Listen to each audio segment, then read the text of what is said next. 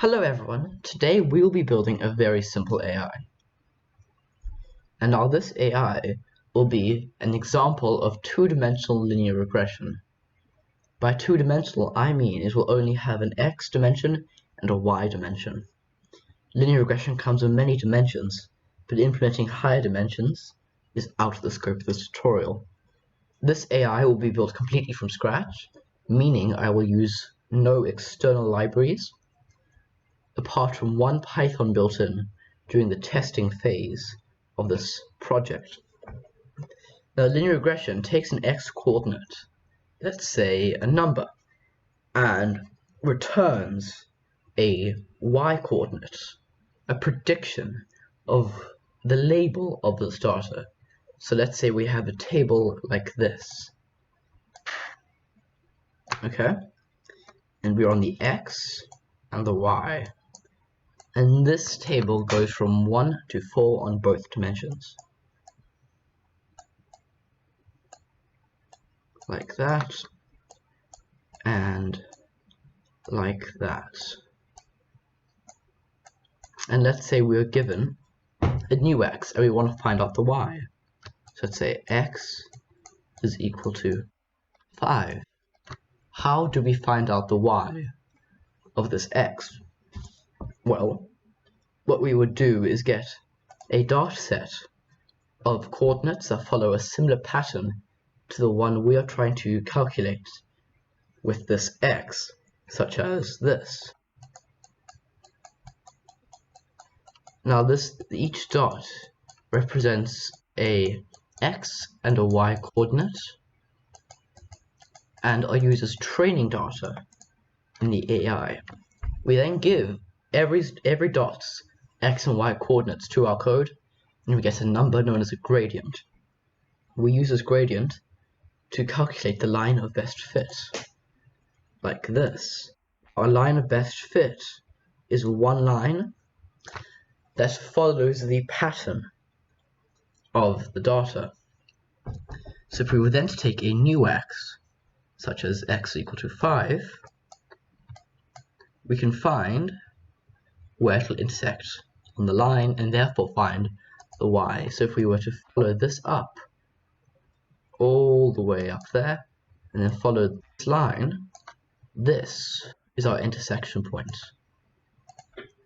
right over here, and therefore the y of this intersection point is the y of the x, which in this case looks to be about 5. I hope this has explained what linear regression is and what we will be attempting in this tutorial. So now that we have some theory underway, let's start coding. Now we're first going to write the AI section, and then we'll start using it in some fun ways. Now we're going to write this objectively. So we'll have a class called linear predictor.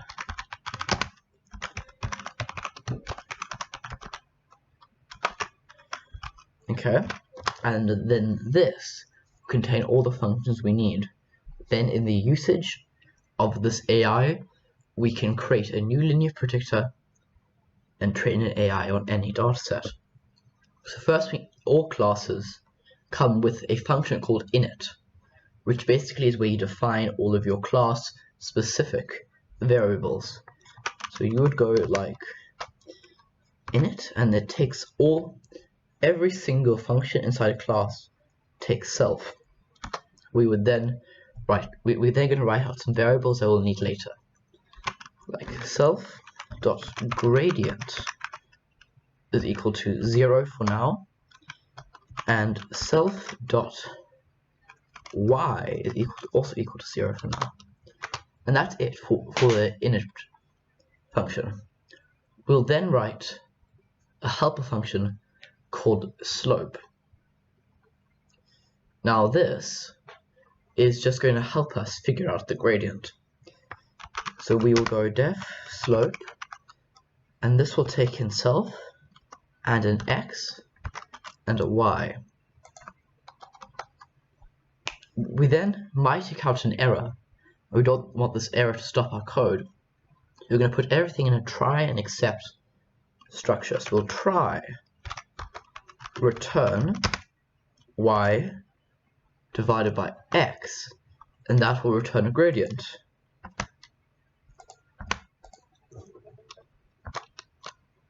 And if there's an error, a division by zero error, which is the most likely one we're going to hit, we will handle that so our code does not break. We will just for now print division by zero error, and we'll leave it at that. And that is the entire slope function. Sorry, I made a typo over there.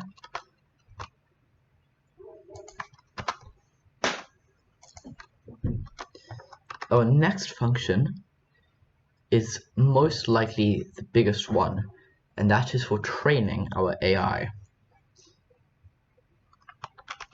So we will call this def train,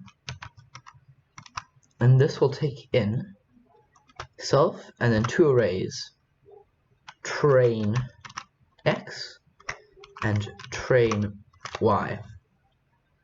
Now these two arrays contain coordinates, x coordinates and y coordinates, that match up for training. We'll then write a system to make sure that x and y are the same length, as if they are not, this code will not work. So if the len, which is short for length, of train x is not equal to train y,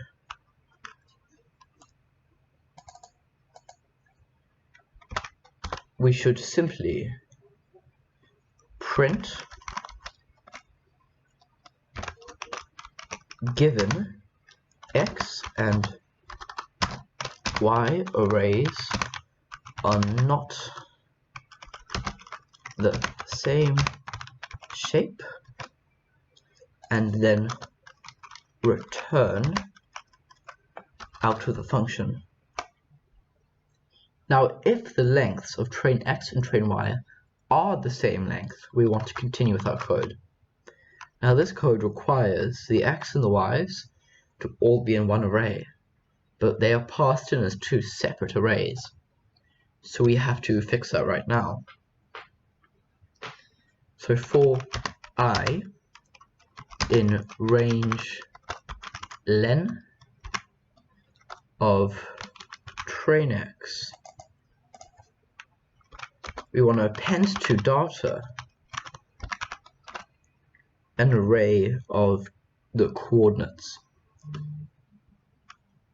So train x index I and train y index I. And that's it. That will combine all of them into one array. Now we want to get the slopes, every individual gradient of the points. We can then use this point to find the line of best fit. So we'll write an empty array known as slopes, and then for coordinates or chord in our data, we want to append to slopes, and this is where we use that helper function we wrote earlier, self.slope chord index 0, which is the x, and chord index 1, which is the y. I just noticed that I made a mistake on line 11. But actually I made two. First of all, this bracket should be over here, and then this train y should also be inside a len function. So this code right here will generate an array of all the gradients for each individual point. We're then going to get the average or median gradient, and that will be our master gradient. We first have to sort this array by calling sort. So we would go slopes dot sort, and this will just make the array from smallest to highest. Therefore, we can find the median. Now, because we don't know if the length of the array is even or odd, we need to use an if statement. So do if the len of slopes modulo 2 is equal to 1, we want to get the gradient. So grad is equal to slopes index round len slopes divided by 2. And now that will get the middle gradient in this array. And now this modulo symbol, what it does is it finds the remainder of a division sum, and if that is equal to 1, we do this, and else. So if it's not equal to 1, gradient is equal to slopes index round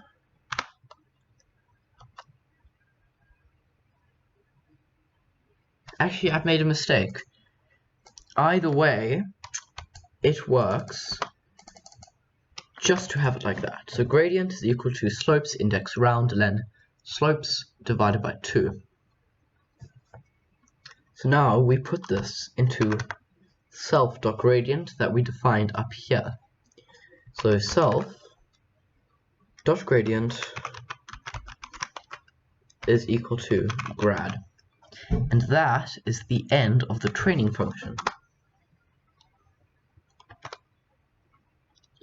Now for our last function, predict. Now after we've trained our module, we want to use it. So we use predict to give it a new x that it has never seen before, and then get the answer back. So this will take in self and x. And all we need to do is use self.y is equal to self.gradient times by the x given.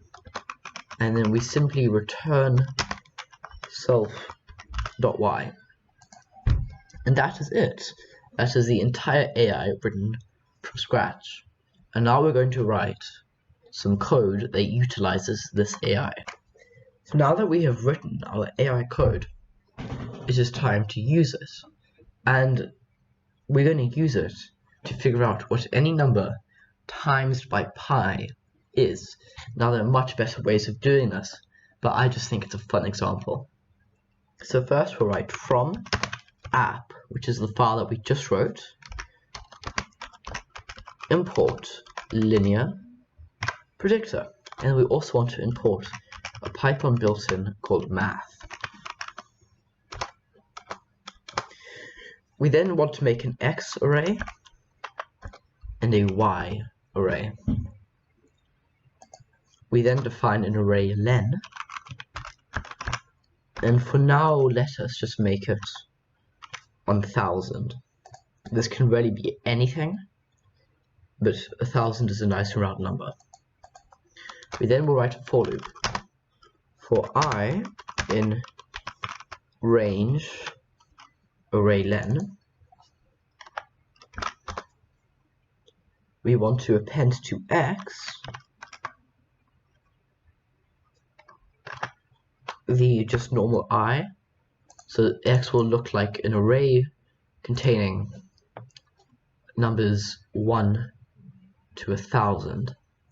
Actually, to avoid an error, we want to make that in range 1 and array len plus 1.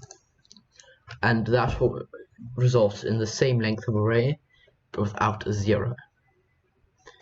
We then want to append to y, which are the labels I times math.pi.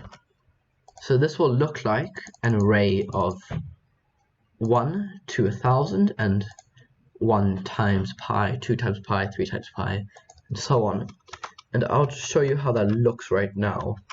So let's print x and just do it index 0.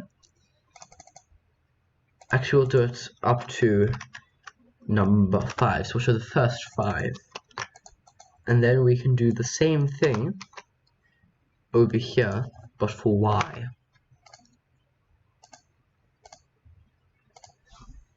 And this will print out 1, 2, 3, 4, and 5, and then 3.14, 1, 6.283, 9.424, 12.566, 15.707.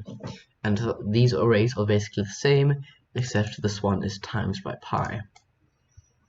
The next step is we need to split this array into an x train array, a y train array, and a x test and a y test. Now the x train and y train are for training the model, and then the x test or y test are used for using it, because if we use the model on data it was trained on, we don't know if that was an actual prediction or if it's just memorized the answer. So we always want to show an AI data it wasn't trained on. So we're going to write out 4 things here. X train is equal to y train is equal to, and then we would go colon round array len divided by 2. Oh yeah, we need to make that an x and that a y. We then can just copy that and put it over there. We then want to make that again, but for the test. So we can basically just copy that,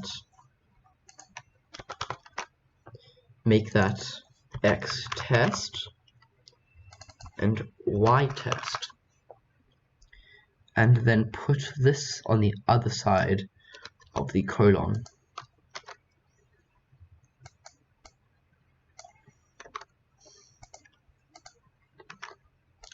And now we have officially split our 2 arrays into 4 arrays. Now it is time to create our model. So we can say model is equal to linear predictor. We then want to train the model, so model.train x train and y train. And then now it is trained. And then we want to get predictions out of it. So I'm going to write here for I in range, and let's just choose something like 10. We then want to make a prediction, so let's just write pred is equal to model dot predict x test index I, and so that is just the raw number. So in this case it would be 500, 501, 502, all the way to 510. We then just want to print out a formatted string. So we're going to go print f and write model predicted. And we want to write pred over there. Oh, sorry, model predicted x test index I times by pi to be equal to pred, while the real answer was y test index I. And that should be it. So let's give this a run. And as we can see, model predicted 501 times pi to be equal to 526, while the real answer was 1573.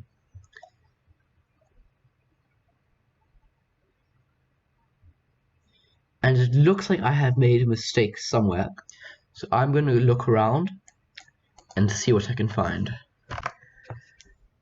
So after looking around, I have realized that over here, this should be an X train instead of an X test. Now, if we do run it, we should see that everything is right. Model predicted 501 times by pi to be 1573.937, while the correct answer was 1573.937. Now that is very accurate.